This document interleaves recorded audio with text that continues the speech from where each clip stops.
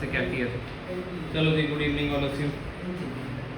बताओ क्या क्या कर चुके हो, बताओ कौन कौन से cyclic process, isothermal, adiabatic, isochoric, नहीं मत लेके मैं दे दूंगा अपन। तो फटाफट से एक बार नोट्स निकालो, फटाफट से नोट्स निकालो। देखो कहाँ पे थे हम लोग। वर्क की डेफिनेशन आप लोग ने करी थी। वर्क जो है वो, ठीक है, प्रेशर वॉल्यूम वर्क हम लोग करेंगे आज, राइट।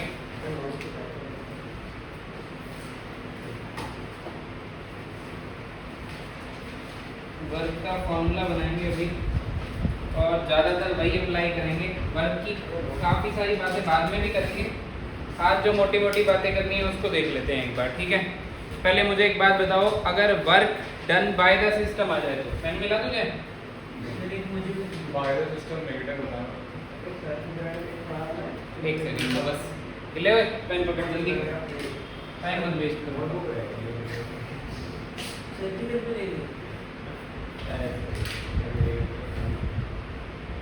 नहीं चलेगा तो बताना। चलो भाई देखो सुनो, बता भाई अर्जुन, अगर work done by the system होता है तो आगे साइन किसका लगता है? नेगेटिव का लगता है। और work done on the system होता है तो आगे साइन किसका लगता है? पॉजिटिव का लगता है, ठीक है। अगर कभी गिवन हो डन बाय द सिस्टम तो फिर नेगेटिव लगाने की जरूरत नहीं है। अगर आपने नेगेटिव लगा दिया तो फिर वो काम उल्टा हो जाएगा, फिर वो ऑन द वाला माना जाएगा। Work done by the system अगर लिखा हो लाइक 50 जूल है तो इसका मतलब है कि वर्क ऑफ एक्सपेंशन ही हो रहा है। अब माइनस साइन लगाने की जरूरत हाँ नहीं है, अब माइनस से उल्टा हो जाएगा, कहानी खत्म हो जाएगी। और यही थोड़ा मेन एडवांस में यहीं पे तुम्हारे से पंगा लेते हैं, वो कुछ भी लिख देते हैं, बहुत ध्यान से पकड़ना होता है, ठीक है। चलो अगर थोड़ा सा वर्क आपको समझाया जाए तो फॉर एग्जांपल मेरे पास कुछ ये एक कंटेनर है, ठीक है, और यहाँ पे एक मैकेनिकल, ये एक पिस्टन है,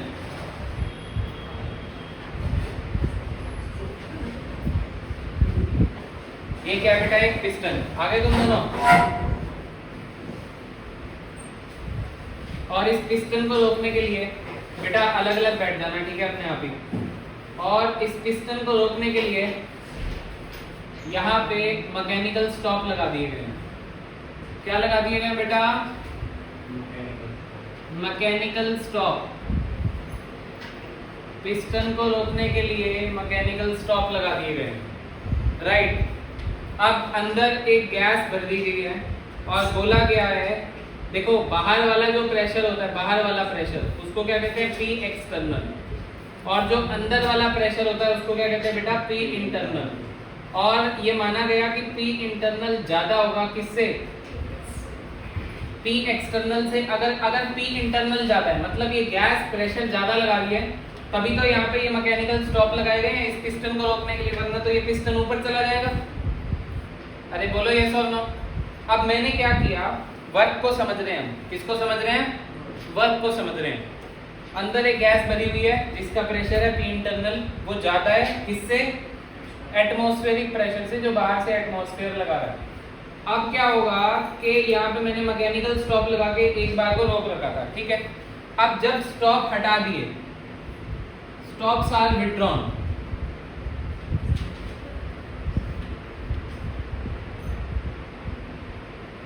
स्टॉप्स थोड़े से हटे तो पिस्टन कहाँ जाएगा? थोड़ा सा ऊपर। पहले पिस्टन कहाँ था? यहाँ था। अब कहाँ पहुंच गया? अब पहुंच गया ऊपर। तो कितना डिस्टेंस मूव हुआ? फॉर सपोज कर लेते हैं थोड़ा सा डिस्टेंस मूव हुआ DH, ठीक है, DH या DL लेंथ होगी जिससे ये मूव किया। ये फंडा क्लियर हो रहा है आपको? तो अब आप क्या देखोगे यहाँ पे, आप लोगों का जो मैग्नीट्यूड ऑफ वर्क होगा वो किसके इक्वल होगा? डिस्टेंस को जो भी शिफ्ट हुआ, DH, DL कर लो, DL करना, ठीक है। मैग्नीट्यूड ऑफ वर्क होगा change in potential energy of mass m। इसकी पोटेंशियल एनर्जी, ये जो मास m था, इसकी पोटेंशियल एनर्जी क्या हो गई होगी? चेंज।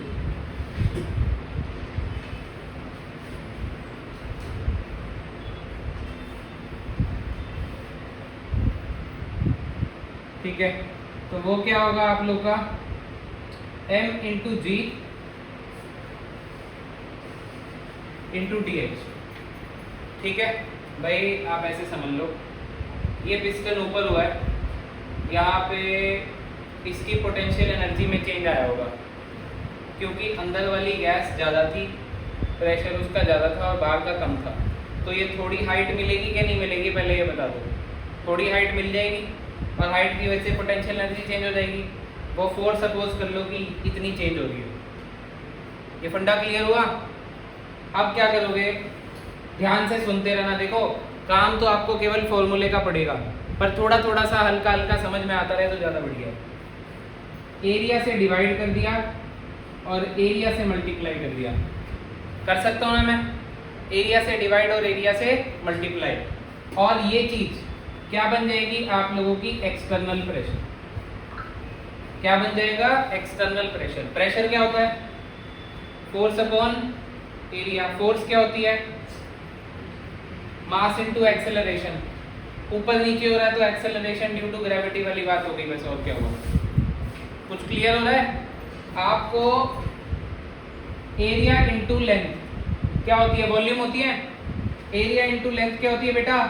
वॉल्यूम होती है। तो ये वॉल्यूम क्या हो गई आप लोगों की? डीवी हो गई। ये वॉल्यूम क्या हो गई आप लोगों की बेटा? बोलो यार, डीवी हो गई। और चेंज इन वॉल्यूम थोड़ा सा अगर बड़ा हो जाएगा तो इसको आप क्या लिख सकते हो? आप इसको डेल्टा वी भी लिख सकते हो। क्या लिख सकते हो बेटा? Delta we. इंटीग्रेशन करेंगे तो फिर उसको डेल्टा वी बना देंगे थोड़ी देर में, ठीक है? इसको डी डब्ल्यू ले लो, ये ठीक है? अरे बोलो यस और नो। अब दोनों को क्या कर देते हैं? इंटीग्रेट कर देते हैं। और यहाँ पे एक और बात ध्यान रखनी है हम लोगों ने, यहाँ पे हम जो भी वर्क कर रहे हैं वो कौन सा वर्क कर रहे हैं?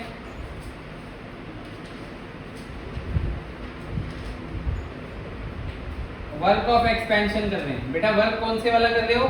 एक्सपेंशन वाला कर रहे हो। कैसे पता वर्क आप एक्सपेंशन वाला कर रहे हो? बताओ।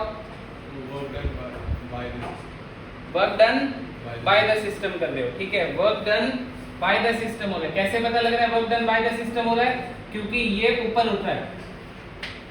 कुछ दिमाग में जा रहा है कि नहीं जा रहा? ओए इधर आ जा तू। बेटा नहीं हो सकता अभी, 18 से पेपर तो है बेटा, ये भी तो आ रहा है। पर अब एक टाइम पे एक ही कहानी हो सकती है ना। इक्विलिब्रियम तो ले जा मेरे से, कर लियो करके, ठीक है? देखो या तो ये हो सकता था या इक्विलिब्रियम हो सकता था। अब ये पहले पढ़ता कायदे से, बात ये है और कोई बात नहीं है, और हो एक ही सकता है सबका। तो आपके पास वीडियोस है इक्विलिब्रियम और गैसेस के? इक्विलिब्रियम की पड़ी हुई है, ठीक है? सारी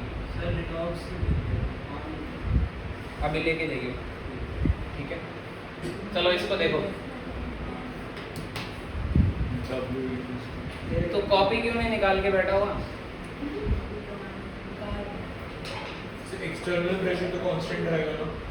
एक्सटर्नल प्रेशर कांस्टेंट रहेगा। बेटा इधर देखो, आपका एक्सटर्नल प्रेशर कौन सा है आप लोग का बताओ? एक्सटर्नल प्रेशर वो प्रेशर है जो एटमॉस्फेयर लगा रहा है। तो आपका एक्सटर्नल प्रेशर क्या कर दें अगर हम कांस्टेंट कर दें? देखो एक बार ध्यान से, आप इसको डी डब्ल्यू को minus P external delta V DV भी लिख सकते हो। वाई? बिकॉज आपका क्या हो रहा है? Work of expansion, work is done by the system हो रहा है। और work done by the system के केस में साइन किसका यूज होता है? आगे नेगेटिव का यूज होता है। लास्ट क्लास में करवाया था ना, work done by the system क्या होता है बेटा? नेगेटिव। और यहाँ पे एक्सपेंशन हो रही है, एक्सपेंशन हो रही है, वर्क बाय द सिस्टम कर रहा है, तो आगे साइन किसका लगा दिया? माइनस का। पी एक्सटर्नल मतलब एटमॉस्फेरिक प्रेशर है। एटमॉस्फेरिक प्रेशर तो क्या होता है? कांस्टेंट, वो तो कोई चेंज नहीं हो रहा। तो इंटीग्रेशन जब हम करेंगे तो ये माइनस ये 1 से लेकर 2 कर दो, वॉल्यूम 1 से लेकर 2 कर दो। पी एक्सटर्नल कहाँ आ जाएगा? बाहर आ जाएगा, तो माइनस पी एक्सटर्नल हो गया। इंटीग्रेशन थोड़ा सा आपको सोल्व करना आ गया होगा अब तक फिजिक्स में। डीवी का इंटीग्रेशन क्या होता है? वी होता है। और ये 2 से 1 है तो v2 माइनस क्या हो जाएगा?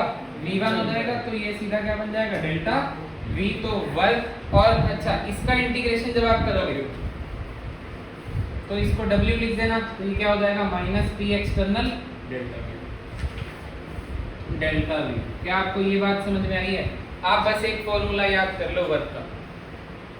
ज़्यादातर हम लोग एक्सटर्नल प्रेशर क्योंकि कांस्टेंट है, कांस्टेंट रहेगा उसकी बात करेंगे, और वॉल्यूम जो चेंज हो जाएगा उसकी बात करेंगे। फॉर्मूला जब क्वेश्चन आपको करवाऊंगा तो आपको खुद समझ में आ जाएगा। एक फॉर्मूला याद रख लो वर्क का, बस क्या है minus P external delta V। ये फंडा क्लियर हुआ कुछ के नहीं हुआ? बोलो। कुछ भी नहीं करवाया आज की क्लास के अंदर, केवल एक वर्क का जो फॉर्मूला है वही इंट्रोड्यूस करवाया है। और वर्क का फॉर्मूला आप लोग याद रख लो minus P external delta V। ठीक है, इसमें कोई भी बात नहीं समझ में आई है तो पूछ लो।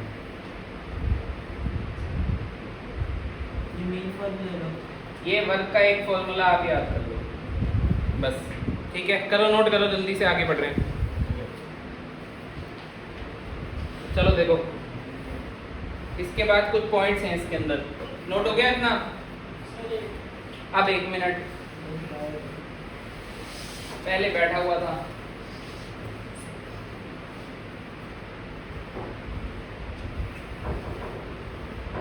बेटा तेरी सारी बुद्धि ना उसी में लगी हुई है, इसलिए तेरे दिमाग में कुछ नहीं जाएगा।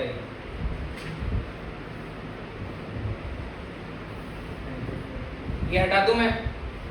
ठीक है, अब तो देख के करियो कहीं से।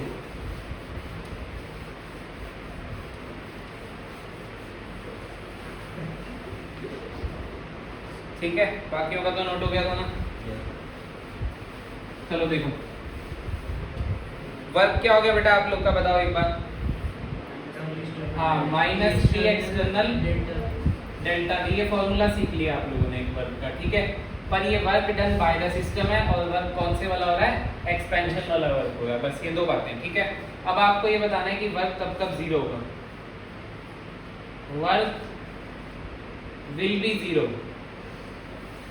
व्हेन, तो पहला मैं ये कह सकता हूं प्रोसेस मेरा आइसोकोरिक हो।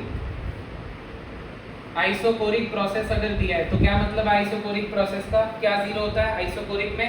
क्या कांस्टेंट होता है आइसोकोरिक का? मतलब वॉल्यूम कांस्टेंट। याद है ना, कल बताया था आइसोकोरिक मतलब वॉल्यूम कांस्टेंट था ना कल। आइसोबारिक का मतलब प्रेशर कांस्टेंट। आइसोथर्मल का मतलब टेम्परेचर कांस्टेंट। तो कुछ सुन भी ले भाई। आइसोबारिक का मतलब प्रेशर कांस्टेंट, आइसोकोरिक का मतलब वॉल्यूम कांस्टेंट, आइसोथर्मल का मतलब टेम्परेचर कांस्टेंट। अगर आगे क्या लिखा हुआ है आइसोकोरिक प्रोसेस, तो क्या कांस्टेंट है? वॉल्यूम। तो डेल्टा V क्या हो जाएगा? Equal to 0। अगर डेल्टा V आपका 0 हो गया तो वर्क क्या हो जाएगा? ऑटोमेटिकली 0। ये बात समझ में आ रही है? अब एक बार ये 0 हमने कर दिया, तो अगली बार इसको 0 कब करेंगे ये देख लो।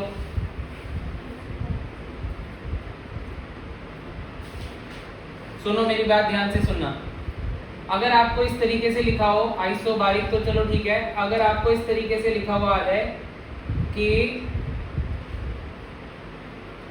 वैक्यूम में है, क्योंकि मैं किसकी बात कर रहा हूं? एक्सटर्नल प्रेशर की बात कर रहा हूं, जो एटमॉस्फेरिक प्रेशर है। अगर आप स्पेस में चले जाओ, किस में चले जाओ?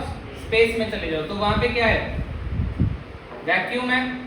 वहां पे तो लगेगा फोर्स। यस और नो? वैक्यूम है, स्पेस में प्रेशर थोड़ी होगा, अपने आप ही हिलती चली जाएंगी चीजें, धक्का मारने की जरूरत ही नहीं है। लगेगी ना स्पेस में ग्रेविटी, दूसरी बॉडी से ग्रेविटी तो लगेगी। अबे दूसरी बॉडी का नहीं देखना, दूसरी बॉडी तो बहुत दूर है। ठीक है, स्पेस में बस निकल तो अपने एटमॉस्फेयर से ऊपर निकल जरा, तो वहां पे क्या होगा? वॉल्यूम होगा कि नहीं होगा? ओ सॉरी, वहां पे वैक्यूम होगा।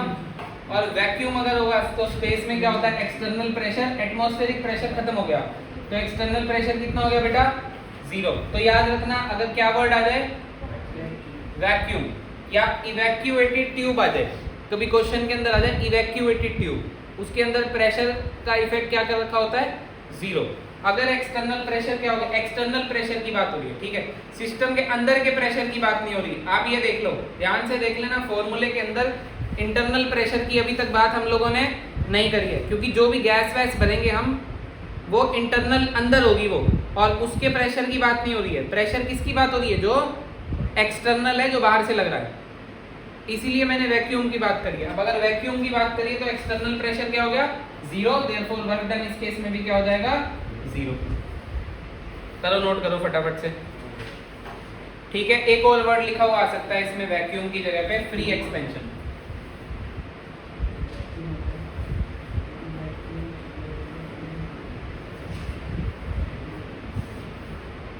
क्या पूछ रहा है?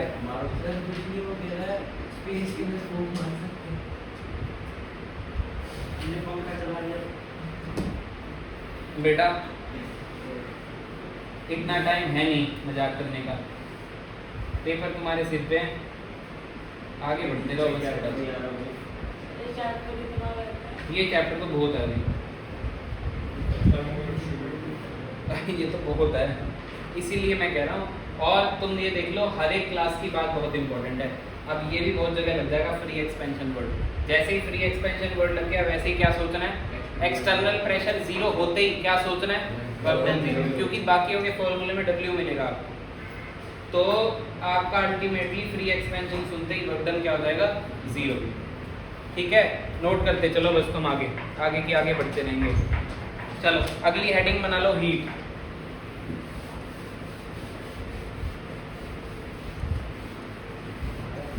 कल क्या सिखाया था मैंने तुम लोगों को? हीट क्या है?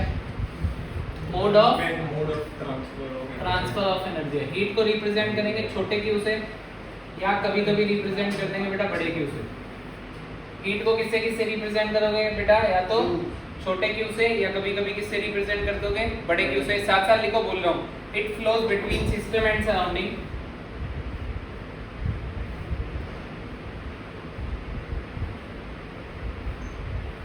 It flows between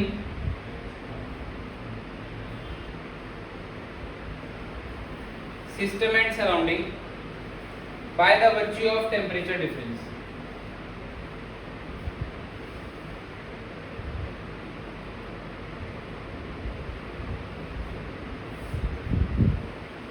By the virtue of temperature difference. ठीक है, it is a mode of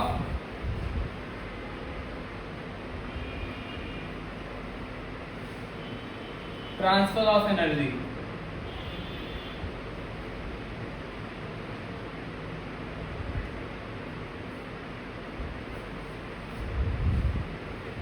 Heat itself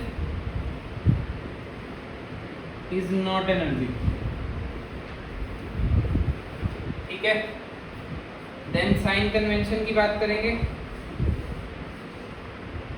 physics में साइन कन्वेंशन नहीं होते, ठीक है, खाली केमिस्ट्री में ही होते हैं sign convention, right. Heat given to the system is positive,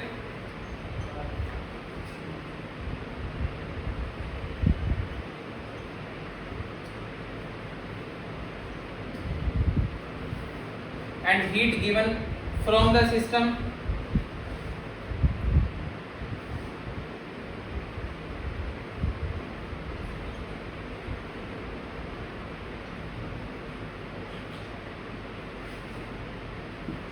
from the system is negative। ठीक है, तो हीट क्या है? Heat mode of transfer of energy है, और ये फ्लो करती है बिटवीन सिस्टम एंड सराउंडिंग के अंदर टेम्परेचर टेम्परेचर डिफरेंस की वजह से। और जो एनर्जी कम ज़्यादा होती है उस एनर्जी को थर्मल एनर्जी बुलाया जाता है। टेम्परेचर अगर मैंने बढ़ा दिया है तो मेरी क्या बढ़ गई है? तो मेरी थर्मल एनर्जी बढ़ गई है। अब मेरे सिस्टम की अगर थर्मल एनर्जी बढ़ गई है, जैसे देखो आपने जो है वो यहाँ पे टेम्परेचर बढ़ा दिया और अंदर मॉलिक्यूल्स पड़े थे, तो अंदर मॉलिक्यूल जो है वो वॉल पे क्या करेंगे? कोलाइड करेंगे, वॉल पे स्ट्राइक करेंगे, दीवार को टक्कर मारेंगे। ये तो मानते हो। अब अगर अंदर किसके मॉलिक्यूल्स हैं? गैस के मॉलिक्यूल्स हैं, उसका क्या बढ़ा रहे हो? टेम्परेचर। तो मॉलिक्यूल में मोशन बढ़ेगा। ओए सीधा हो जा, मॉलिक्यूल तुम्हारा आ नहीं रहा क्या पेपर में? तभी तो नहीं सुन रहे तुम बेटा, समझने की कोशिश ही नहीं कर रहे तुम लोग। क्या नहीं आ रहा? मुझे तो कुछ पता ही नहीं इसमें क्या नहीं आ रहा। उसके बाद तो तू फिर अब रुक के जाइयो, तेरे को मैं समझा के भेजूंगा। जिसको जिसको नहीं आया ना, नोट्स तो बने पड़े हैं ना कॉपी में, बस तो रुक के जाना। 1 2 3 4 नहीं जा रहे तुम। इसके बाद अगर चले गए ना तो बेटा फिर नीचे आके ढूंढूंगा, कोई बात नहीं, मंडे फंडे को जिसका मर्जी पेपर है। सिर्फ 10 से 15 मिनट में तुम्हारे पास लिखे हुए तो सब कुछ पढ़ा है ना, कोई बात नहीं, मेरे पास पढ़ा है, ठीक है। 10-15 मिनट रुक के जाना बस, अब चले मत जाना। इसको सुन लो बस एक बार, ठीक है। और देखो इस बार पेपर में नहीं आ रहा तो क्या अगली बार भी नहीं आएगा? आएगा ही आएगा, और तब फिर तुम्हारे दिमाग से उड़ जाएगा। एक बार बस यहीं पढ़ लो, घर पे मत पढ़ना, यहाँ पढ़ लो, फॉर्मूले बार बार देख लो, कुछ न्यूमेरिकल देख लोगे, ठीक है। ऐसा इस तरीके से। तुम्हारे स्कूल वाले बड़े गधे हैं, इक्विलिब्रियम क्यों दे दिया? 2 चैप्टर क्यों खा गए बीच में? गैसियस खा गए इनके वाले, और वो खा गए, वो अलग से आएगा। इस पेपर में तो नहीं आ रहा, शायद से इस पेपर में आएगा, शायद से नहीं आएगा, मैं बता दूं नहीं आएगा उसमें इक्विलिब्रियम होगा हमेशा। चलो देखो कोई बात नहीं, इक्विलिब्रियम में दोनों आ रहे हैं, केमिकल और आयोनिक। हाँ, बहुत अक्सर छोड़ के सब आ रहा है। सिर्फ थर्मो आ रही है, गैसियस और ये जो है क्या बोलते हैं, क्योंकि बाकी काफी सारे लोगों का थर्मो आ रहा है फर्स्ट फ्लो पर, तुम्हारा पता नहीं क्यों नहीं आ रहा थर्मो, मुझे ये नहीं पता लगा। तो ज़्यादा इम्पोर्टेंट कौन सा आपको लगेगा? वेटेज? सारे इम्पोर्टेंट हैं, नहीं सर, वेटेज में बहुत सारे चैप्टर आ रहे हैं, गैसियस और सारे बराबर वेटेज के मान लो। ये बॉन्डिंग भी आ रही है, केमिकल बॉन्डिंग ज़्यादा वेटेज बॉन्डिंग और काइनेटिक दोनों ज़्यादा वेटेज के, ठीक है। चलो देखो इधर देख लो, इसको समझने की कोशिश करो। देखो आज नहीं तो कल तुम्हें करना ही पड़ेगा, ऐसी कोई बात नहीं है। देखो मैंने कुछ भी नहीं किया, मेरे पास एक कंटेनर है, उसमें गैस के मॉलिक्यूल्स हैं, मैंने नीचे से टेम्परेचर बढ़ा दिया। टेम्परेचर बढ़ा दिया तो इन मॉलिक्यूल्स का टेम्परेचर जब बढ़ेगा तो काइनेटिक एनर्जी बढ़ेगी। आपको पता है काइनेटिक एनर्जी टेम्परेचर का फंक्शन होती है। काइनेटिक एनर्जी किसका फंक्शन होती है? टेम्परेचर का। टेम्परेचर बढ़ता है तो काइनेटिक एनर्जी बढ़ती है। मॉलिक्यूल की काइनेटिक एनर्जी जब बढ़ेगी तो मॉलिक्यूल इधर उधर भागने लगेगा। मॉलिक्यूल जब इधर उधर भागने लगेगा तो वॉल पे भी टकराएगा। अब वॉल तुम्हारी अगर डायाथर्मल है, डायाथर्मल वॉल का क्या मतलब होता है बताओ? जो कि हीट ट्रांसफर को क्या करती है? अलाउ करती है। हीट ट्रांसफर को क्या करती है बेटा? अलाउ करती है। अगर ये हीट ट्रांसफर को अलाउ करती है तो जब इस पे गैस के मॉलिक्यूल टकराएंगे तो सराउंडिंग में जो एयर होगी उसके मॉलिक्यूल्स भी इस वॉल के मतलब कांटेक्ट में आएंगे तो उनकी भी काइनेटिक एनर्जी बढ़ेगी। तो यहाँ पे हो क्या रहा है? यहाँ पे हो क्या रहा है? जब अंदर गर्म हुआ, गर्म कब हुआ? जब टेम्परेचर बढ़ा। ये बात समझ में आ रही है? टेम्परेचर बढ़ा तो अंदर गर्म हुआ, अंदर गर्म हुआ तो वही बाहर भी ट्रांसफर हुआ।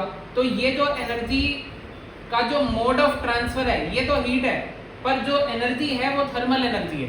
पहले अंदर थर्मल एनर्जी बढ़ी, फिर बाहर थर्मल एनर्जी बढ़ी। तो टेम्परेचर के इंक्रीज होने से जो एनर्जी है वो थर्मल एनर्जी है, पर जो मोड है ट्रांसफर का उसको हीट कहते हैं। कुछ अगर तुम्हारे दिमाग में जा रही है कहानी तो, और अगर नहीं भी जा रही तो सिर्फ ये तो पता लग रहा होगा हीट का डेफिनेशन क्या है। इट फ्लोज, हीट कैसे फ्लो करती है? सिस्टम और सराउंडिंग के बीच में टेम्परेचर डिफरेंस की वजह से फ्लो करती है। It is a mode of transfer of energy है। और साइन कन्वेंशन, अगर कभी हीट दी जा रही है आपके सिस्टम को तो साइन किसका लगेगा? पॉजिटिव का लगेगा। और अगर सिस्टम से हीट रिलीज हो रही है तो साइन किसका लगेगा? माइनस का लगेगा। इसको किससे रिप्रेजेंट करते हैं? छोटे क्यू से या बड़े क्यू से, ठीक है। आगे लिखो हीट कैपेसिटी। वो बेटा वहां पे इंथैल्पी लगाते हैं, डेल्टा एच लगाते हैं। हीट नहीं, हीट भी लिखते हैं, दोनों डाल के बताएंगे, अभी आ जाएगा, ठीक है। चलो देखो ध्यान से सुनते रहना। एक बार हीट कैपेसिटी इंट्रोड्यूस कर देते हैं। लिखो डेफिनेशन, लिखो एक बार। और जिसको अब तक कुछ भी क्लियर अगर नहीं हुआ है ना तो रुक के जाएगा, आज घर मत चले जाना, क्योंकि फिर अगर ये अब रह गया ना तो फिर गए तुम।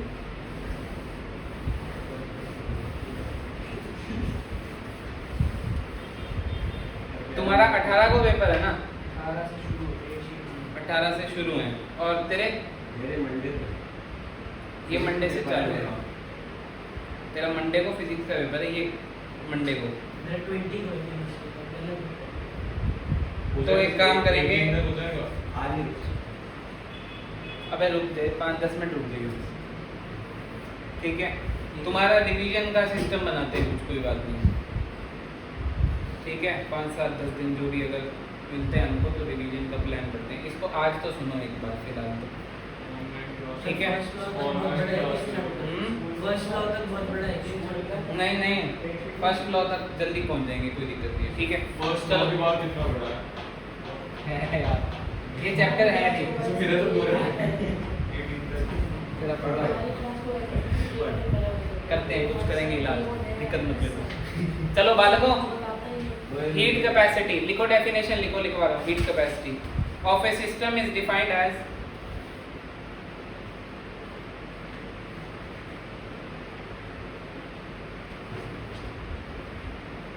heat capacity of a system is defined as amount of heat required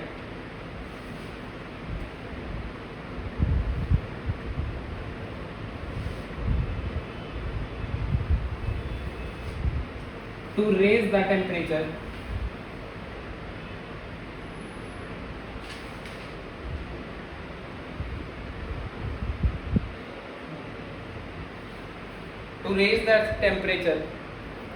of the system through 1 degree Celsius.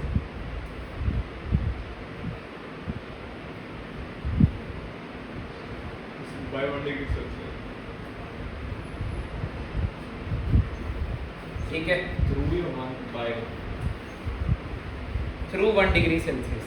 1 degree Celsius से इंक्रीज करना है हम लोग को, ठीक है। इट इज रिप्रेजेंटेड बाय सी, और ये जो है वो इसको ऐसे रिप्रेजेंट कर देना और dt, ठीक है। नीचे डेल्टा टी भी आ सकता है, t2 माइनस t1 भी आ सकता है, ठीक है। डेल्टा टी करना है तो डेल्टा टी कर लो, कोई दिक्कत वाली बात नहीं, ठीक है। और में लिख देंगे ये सिर्फ टेम्परेचर है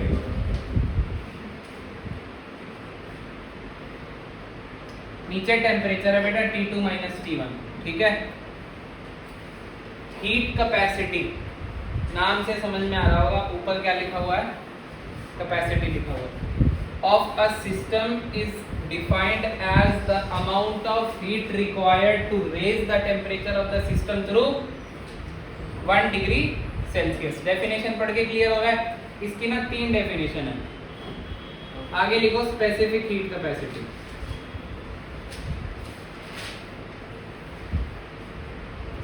स्पेसिफिक हीट कैपेसिटी को स्मॉल सी से रिप्रेजेंट कर देना।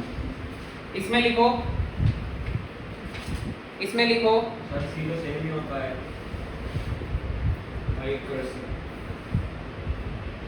ये कैपिटल है, ये स्मॉल है। सर थोड़ा बड़ा लगा तू अपनी कॉपी में बड़ा छोटा कर ले, तेरे को समझ में तो आ ही गया। इसमें लिखो of a substance is defined as, आगे लिखो of a substance is defined as amount of heat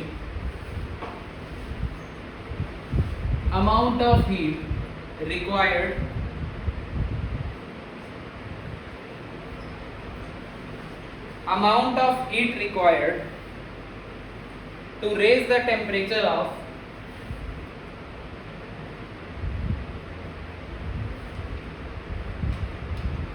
1 gram of a substance, 1 gram of a substance through 1 degree Celsius. इसके बाद एक और डेफिनेशन है,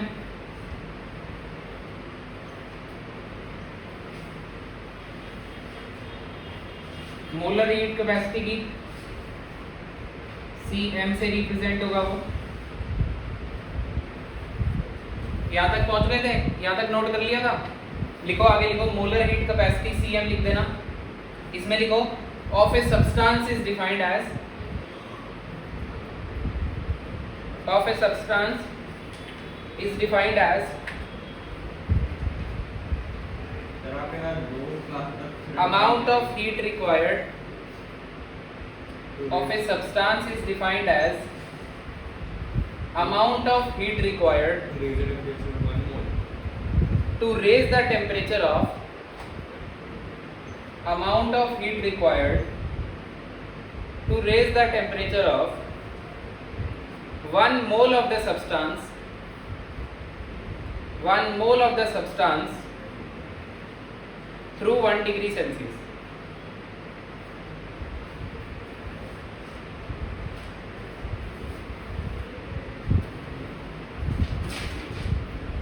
Through 1 degree Celsius.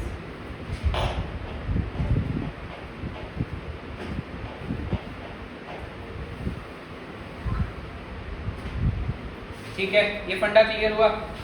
अब इसको समझने के लिए एक डेफिनेशन, इसको समझने के लिए एक एग्जांपल लेते हैं। एग्जांपल लिखो, example a piece of aluminium metal. इसके नीचे एक बार एग्जांपल डालो। A piece of aluminium metal weighing 3 gram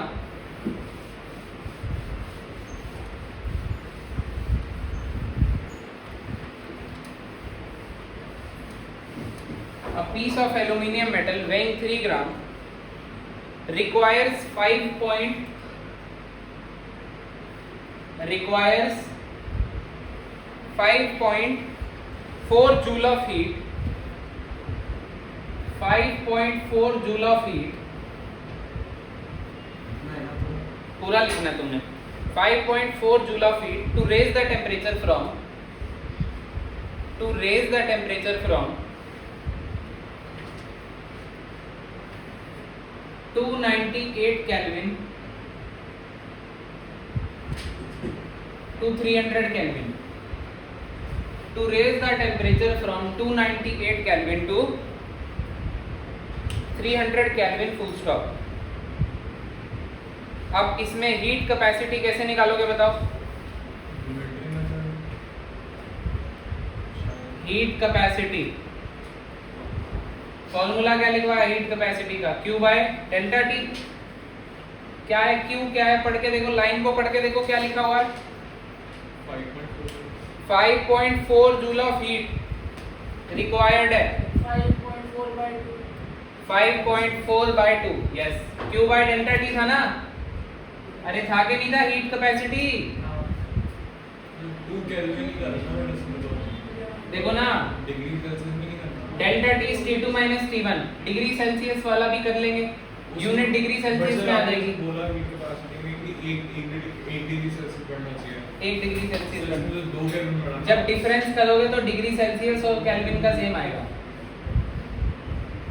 degree Celsius में से डिग्री सेल्सियस माइनस करेगा और केल्विन में से केल्विन माइनस करेगा, सेम आएगा। होगा वो 27 होगा।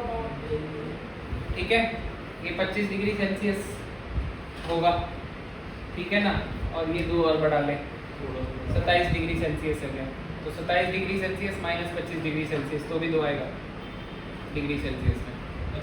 ठीक है, चलो देखो Q कितना है? 5.4। और इधर देख ले हीट कैपेसिटी क्या थी? 5.4 बाय 2 था। ठीक है, जो भी आ रहा है एक्स वाई जेड आप लोग का आंसर आ रहा है 2.7 जूल केल्विन इनवर्स आ रहा है ना? चलो अब ये बताना है आपको कि स्पेसिफिक हीट कैपेसिटी क्या होगी। स्पेसिफिक हीट कैपेसिटी क्या होगी बताओ? स्पेसिफिक हीट कैपेसिटी की डेफिनेशन पढ़ के बताओ ना। 1 ग्राम के लिए, और ये कितने ग्राम के लिए दी हुई है आपको? 5 जूल। 3 ग्राम के लिए 5.4 दी हुई है, तो 1 ग्राम के लिए कितनी होगी? 5.4 बाय 3 होगी। और डेल्टा टी तो नीचे है ही, 1.8। ठीक है, तो ये कितना आ गया आप लोग का? 0.9 जूल ग्राम इनवर्स केल्विन इनवर्स। इसमें ना यूनिट का बहुत गेम है, तो नीचे ग्राम आ गया वेट, ऊपर जूल था और ये केल्विन था, तो केल्विन ऊपर जाके केल्विन इनवर्स, ग्राम ऊपर जाके ग्राम इनवर्स, और जूल तो था ही। ठीक है, और डेफिनेशन पढ़ो किसकी?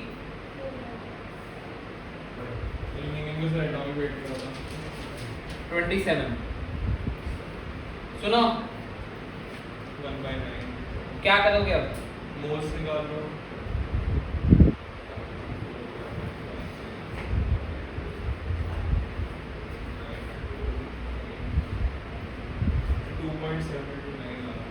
मोलर हीट कैपेसिटी कितना आ रहा है? 24.3 24.3 कैसे आ रहा है? मोल्स ठीक है। 1/9 आएंगे। मोल्स 1/9 आ गए। देख लो भाई, इसने क्या किया है, गिवन पहले मोल्स निकाले। मोल्स क्या था? Given mass upon molar mass था, तो ये कितना आ गया? 1/9। और हीट कैपेसिटी क्या होगी पर मोल? Cm क्या हो गया? C बाय पर मोल हो गया ना, एक मोल का ही तो निकालना है मुझे, तो मोल 1/9 हो गए, है ना? तो इस तरीके से हो गया। या फिर एक काम करो ना, इसको मोलर मास से मल्टीप्लाई कर दो इसके। 1 ग्राम का तो निकला ही हुआ है। मोलर मास कितना है एल्यूमिनियम का? 27 होता है कि नहीं होता? देखो ना, ये जो है वो 1 ग्राम के लिए आया हुआ है, स्पेसिफिक हीट 1 ग्राम के लिए आई हुई है। 1 ग्राम का इतना, और इसका मोलर मास कितना है? 27। तो 27 ग्राम का कितना होगा? 27 से क्या कर दिया? मल्टीप्लाई। अरे एल्यूमिनियम का एटॉमिक मास कितना होता है? 27। मल्टीप्लाई कैसे कर दोगे? 1/2 से। तो आंसर कितना है? ये 1/9 ही हो गया सीधा सीधा। 24.3 joule mole inverse kelvin inverse. अब एक बात तुम लोग ये ध्यान रखना कि जो मोलर हीट कैपेसिटी है वो आपकी स्पेसिफिक हीट कैपेसिटी है मल्टीप्लाइड बाय मोलर मास। ये बात ध्यान रखना। इसका यूनिट किस में किया है? जूल, ग्राम इनवर्स, केल्विन इनवर्स। और ये किस में किया है? Joule, mole inverse, kelvin inverse. ये बात पकड़ में आई है तुम्हारे कि नहीं पकड़ में आई है? पहले बता दो यार। ये मतलब फर्स्ट चैप्टर में लिखवा रहा हूं, वो उसमें एसबीसी में लिखवा रहा हूं। अच्छा, कोई दिक्कत नहीं। ये बात समझ में आई है? ये बात कहाँ से समझ में आ रही है? यहाँ से समझ में आ रही है। स्पेसिफिक 1 ग्राम के लिए थी, उसको मोलर मास से मल्टीप्लाई कर देंगे तो मोलर हीट कैपेसिटी आ जाएगी, और यूनिट देख के हमें पता लग जाएगा क्या दिया हुआ है। ठीक है, इसके बाद आगे बढ़ते हैं।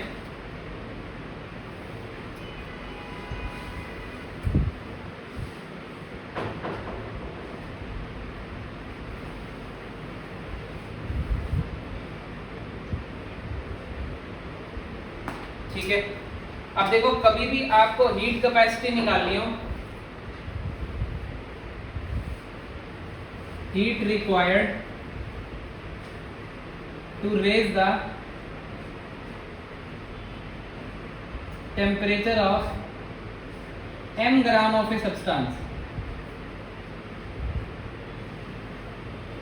ठीक है, m gram of a substance, और टेम्परेचर का डिफरेंस हो कुछ भी फ्रॉम, ठीक है ना, m gram of a substance from T1 to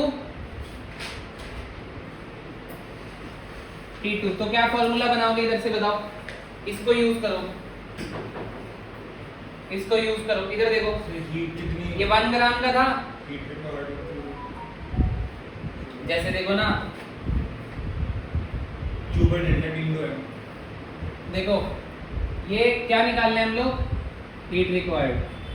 अच्छा, सही है। क्या निकाल रहे हो बेटा? ध्यान से सुनते रहना। अबे ध्यान नहीं दोगे तो आएगा कैसे? मैं मारूंगा पकड़ के, अगली बार याद रखियो, भरता बना दूंगा मैं तेरा। आ गया ना मैं अगर तो वहां पे एक बार ये सब छोड़ के। तू हंस मत, मैं मजाक नहीं कर रहा, कसम से सही बता रहा हूँ।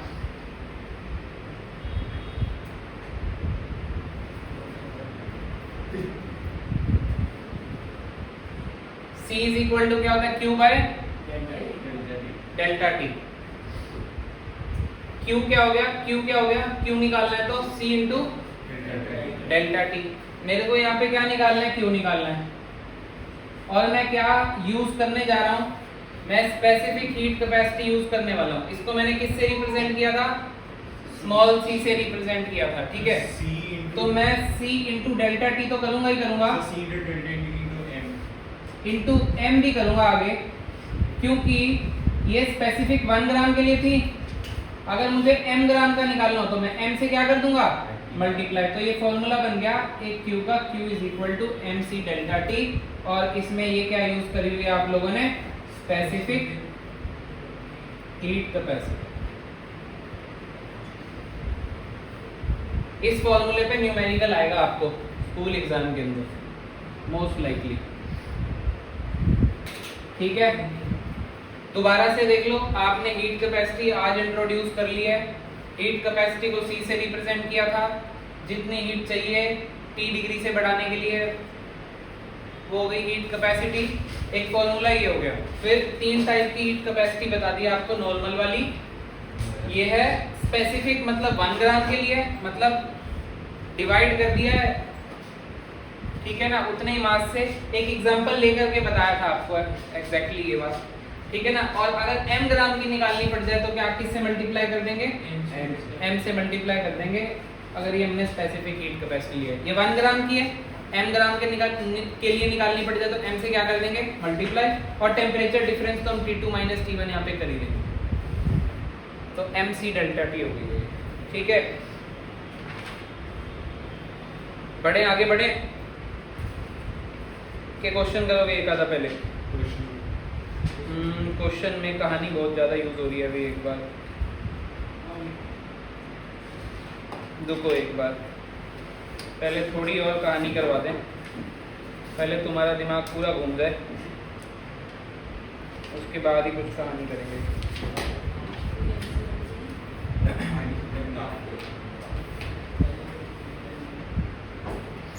चलो लिख लो, लिखते हो तो लिख लो।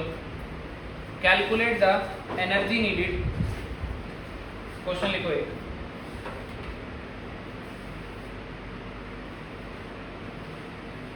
Calculate the energy needed to raise the temperature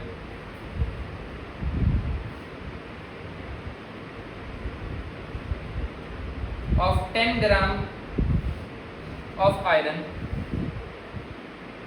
of 10 gram of iron from 25 degree Celsius to 500 degree Celsius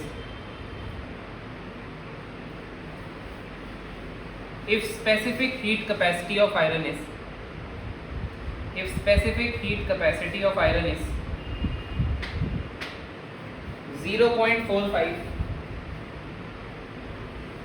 joule degree Celsius inverse gram inverse.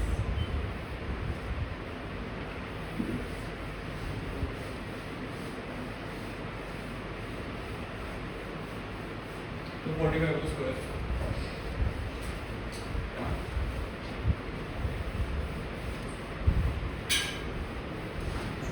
ये सबसे इजी क्वेश्चन है, 2025, ठीक है। 2025 यूनिट क्या लगाई है तूने आगे, joule degree Celsius inverse, oh sorry, calculation mistake हो गई है थोड़ी सी, वैसे किया तो तूने ठीक है।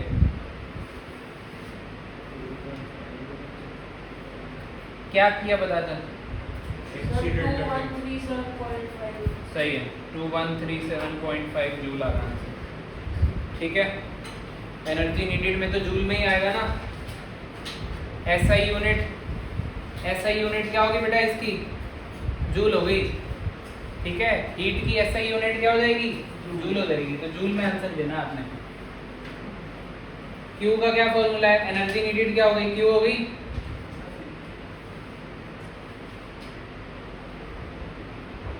m इंटू सी इंटू डेल्टा टी। m कितना है 10 ग्राम, c कितना है 0.45 जूल डिग्री सेल्सियस इनवर्स ग्राम इनवर्स। डेल्टा टी कितना है 500 माइनस 475, मैंने 450 ले लिया, ठीक है। तो ये आंसर आ रहा है आप लोगों का। देखो सेल्सियस इनवर्स से ये कैंसिल हो गया, ग्राम इनवर्स से ग्राम इनवर्स कैंसिल हो गया। अब 2 1 तेरा कितना आया था मेरा क्या Yes, जूल। ये कहानी क्लियर हो गई? ठीक है, 1 नंबर में क्वेश्चन आपके स्कूल के पेपर में आना चाहे तो आ सकता है। ठीक है, हेडिंग डाल लो types of heat capacities. Tough आता है ना, बस अभी अगला टॉपिक कराना पड़ेगा पर उसके लिए उसको मिक्स करके आएगा। ठीक है, ऐसे इतना सिंपल क्वेश्चन बहुत ही कम चांस से आएगा। ठीक है, इसके अंदर कुछ कहानी होगी बेटा, ये कुछ टफ नहीं था, ये स्ट्रेट था एकदम। ठीक है, आपको बस ये लगा के बता रहा था कि किस तरीके से लगेगा क्वेश्चन में, और बहुत सारी चीजें गिवन आएंगी। टाइप्स ऑफ हीट कैपेसिटीज आएगा अब आगे, heat capacity at constant pressure और heat capacity at constant volume करना पड़ेगा हम लोगों को इस तरीके से। ठीक है, हेडिंग बना लो एक बार, ये आज पूरा हो नहीं पाएगा। ऐसा टाइम होगा हाँ, सुन लिया है, जानवर।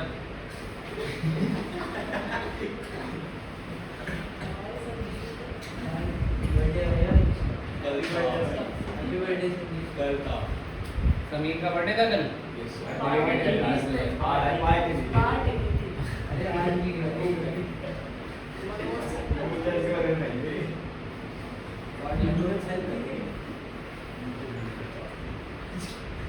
मनोज